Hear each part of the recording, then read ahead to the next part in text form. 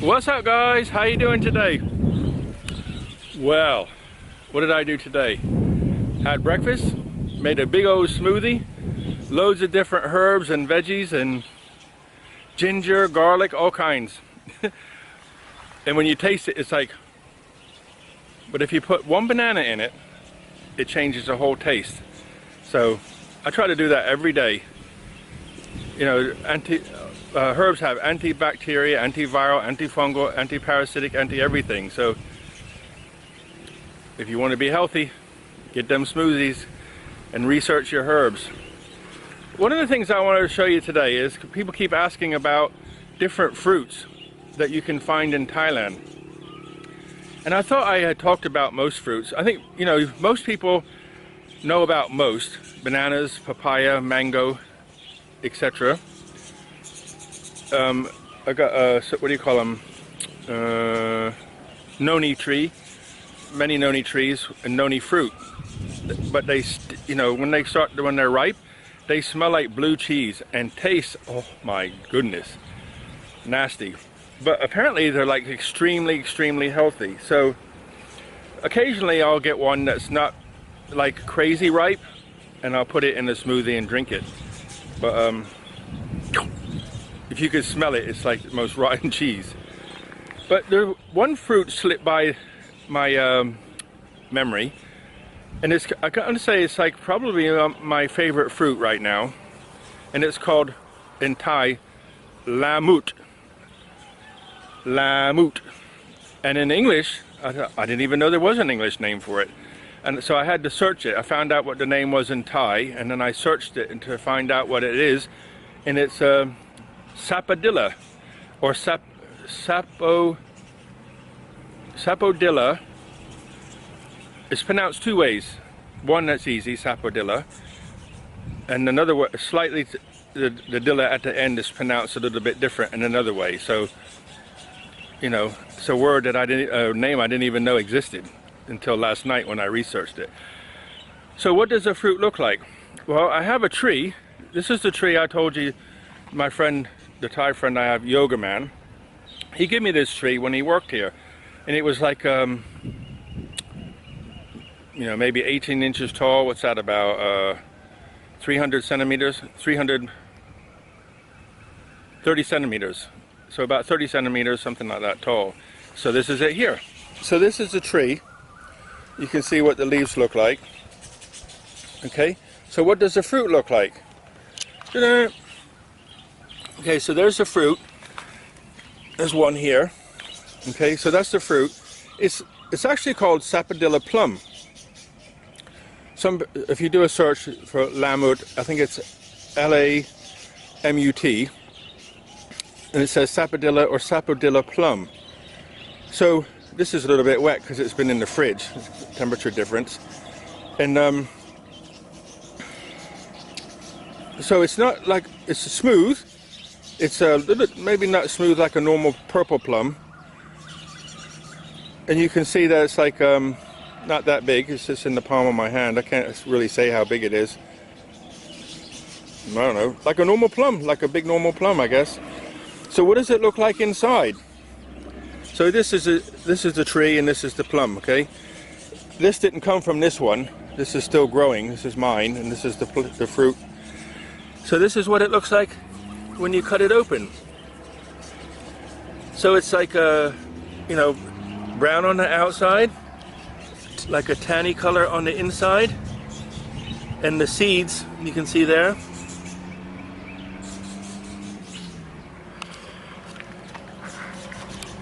So what does it taste like?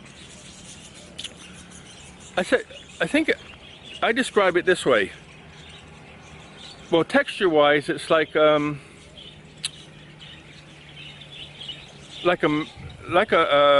mango, like mango. Yeah, almost like exactly like a mango, but not sweet. It's a different kind of sweet, I guess. It's hard to describe, but it has this. To me, it tastes like sweet cinnamon. And it's really nice. I mean, you peel it, you can put the whole, I mean, you can eat the whole thing as it is. Just put the whole thing in your mouth. And very tasty, obviously, and spit out the pips and so on.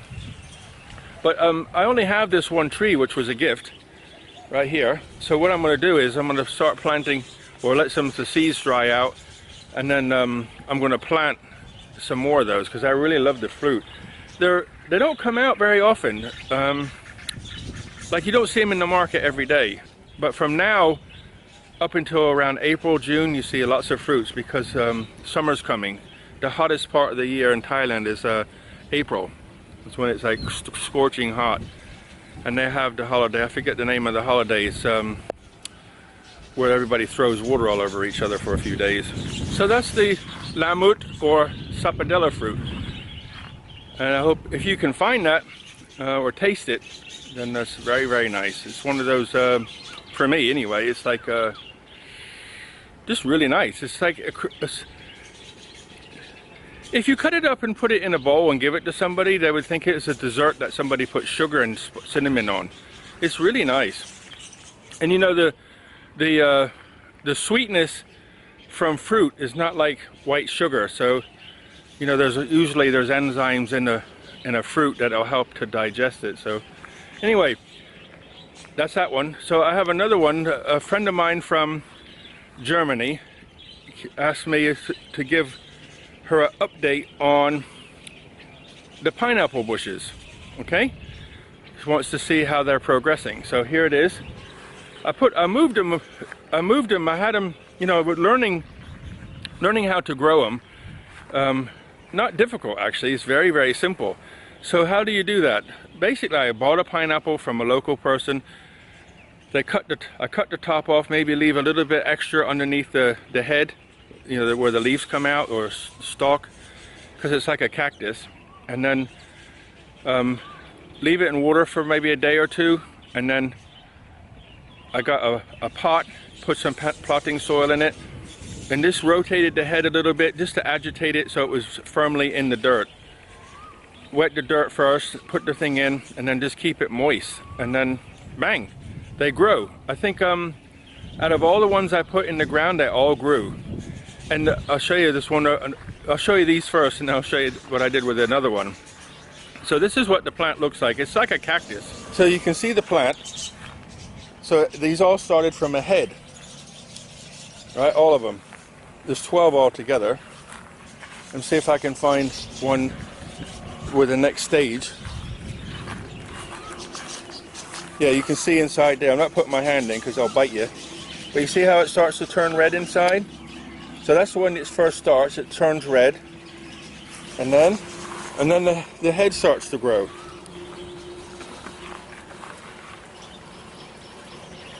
And then it just starts to grow out, like so. You can see it's like a small pineapple. You see you got the fruit. It's actually connected to the bottom, and then you got the fruit. And if you look, you can see the hairs or the stalks starting to grow on top already. So you just have to wait for it to get mature. And that's about all I know so far. I just did it. There's some more over here. This one's got 2 in one pot. So it was quite easy. Nothing's complicated about it. There's one more. A little bit. You can see it's on a tall stalk. See it?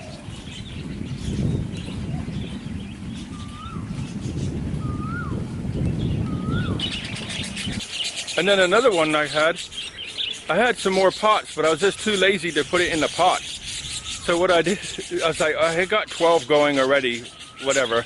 But I don't like to throw things away. So everything that grows, I need to plant it somewhere. So I just put it in the ground, and here's what it's doing now. So this is it here. I literally put it on the ground. Literally put it on the ground. I wet the ground, and at first it didn't look like it was going to do anything, and now you can see the new growth coming from the middle. So I got one growing next to a frangipani tree. Ground's a little bit dry. I'll give it some more water. But that's what I did. And there's another one growing. Basically, it's a cactus, so you can treat it like a cactus. You know, you don't have to water it every day. Once the roots have got into the ground, you know, normally I water everything every other day. But you know, as we approach April, where it gets hotter and hotter, I'll maybe start to water every day. But watering takes like an hour. But I mean, you could put in irrigation systems and stuff. I started to do that, but to be honest, I'd rather water it myself. I enjoy doing that, kind of like a meditative state. So that's the update on the pineapple and the Lamut, Sapodilla. Never heard of that before. So I think that's all the fruits that I know of to tell you now. I hope you enjoyed that. Let's call this part 2. Firstly, I want to say thank you so much for everybody who watches my videos, you know, subscribes, likes, and shares. Thank you so much. You know, this is kind of my hobby. I love photography to start with. I started learning about video. Am I an expert? No. But do I enjoy it? Yes. Do I like sharing? Yes. So here I am, sharing a little bit things that I think are interesting that you guys might find interesting. So I want to be careful how I do this, because I don't want to give any credit to the trolls, the negative people. The other day I got a comment from a guy. I think overall I got like 1.6 some million views, right? And one guy says to me, don't I have any shirts? I said, yes, I have shirts. But do you know how hot it is here? And that's why I stand outside. Today, it's been hot. That's the temperature for today. In my workshop, by my workshop door, in the shade. But the sun's gone in, and the wind's kicked up a little bit, and it tried to rain a couple minutes ago, but still warm. And so do I have any shirts? Yes, I have plenty of shirts, and actually today I bought another one. But do I wear them in the garden? No. Why? Because look where I am. Look. Right? I'm in the middle of nowhere alone. Okay, so I make a video to share with you guys. So should I get a top hat, dicky bow, and tails? No. This is where I live. This is what I do. This is me. So to the guy who says, do I have any shirts? You'll be pleased to know I do. And I bought a new one today. Double XL. So, and there's one other guy. I mean, you get trolls and some nasty comments. And I got one today who I think gets the gold medal so far. He come on and said some things, and I'm not even going to repeat what he says because I don't want to give him any credit. But I do want to share who he is. So this guy comes to me and leaves a comment and says, one nasty dribbling comment after the next. So when I read it this morning, I thought, you know, it set me back like, But then I started to laugh, because I went to his, as you can see, I went to his page. What videos does he have? 0 videos, no picture, no comments, no subscribers. Nothing. So he creates nothing, but comes in and leaves dribble on my page. He comments and says, I will say one thing because I thought it was really funny. He says, I worked in Canada. He's an English guy, right? I worked in Canada for 22 years, he said, and I still kept my British accent. I never, you know, never adopted the Canadian. He says, I'm proud of my heritage. Now that is a classic British statement. I'm proud. The pride makes you fall. Anyway, I'm not going to say anything. I don't care who he is or what he does or what he says. But the fake American accent cracked me up. I could explain why I speak the way I do, but I don't feel it's necessary to explain anything. This is who I am. Is it fake? Well, if it is, I've been faking it for 61 years. I'm doing a pretty good job, right? And you can say hi to me and make me turn around and talk to me, and I'll speak the same way because this is who I am. I told a friend of mine this morning about that, and she goes, "Oh," but it's just funny. fake American accent. And I live here because I'm poor and have no money. So how much money do I have? You have no idea. You don't know my philosophy of life. You don't know anything about me, but you just come out with dribble. But I do want to say one thing. Why do I live here? It's my choice. Do I have some money? Yes, I have money. Do I have savings? Yes. I have enough savings to last me a while. I do it because I want to live quietly. You can call me a monk or you can call me crazy, but I love to live where it's quiet. I don't like a lot of people. I went to the mall today to get some food, to have lunch and buy food to bring home. And there was a few people there, so I had to move my table. I moved tables because I don't like being around lots of people. Do I have autism, you know, or something like that? Antisocial disorder? I don't know, maybe I do. But I like people in 2s and 3s, but not loud people everywhere, pushing and shoving. So I live here through choice. I have flowers, but I'm moving more towards fruit trees now, because fruit trees, I care for them and they give me something back. You know, if you look at this, frangipani, smells incredibly beautiful. Another person I know, British person, said, are they plastic? Do they look plastic? And why would they say they're plastic? Because that's British sense of humor. I didn't say anything. It's not plastic. Do any of these look plastic? Do those pineapple plants look plastic? But why the negativity? Because they're not positive. It shows me where you are in your maturity when people talk like that. But that's okay. That's where they are. Let them be. One day when they wake up and grow, they'll look back and think, oh my God. You know, if I said something like that at 18, I would say, okay, it's forgivable. But if I say something like that at my age, then that's not forgivable. But just imagine this. What is it like in these people's households when the male of the family, and females too, say like, at my age, at 61 or around that area, talk the way they do?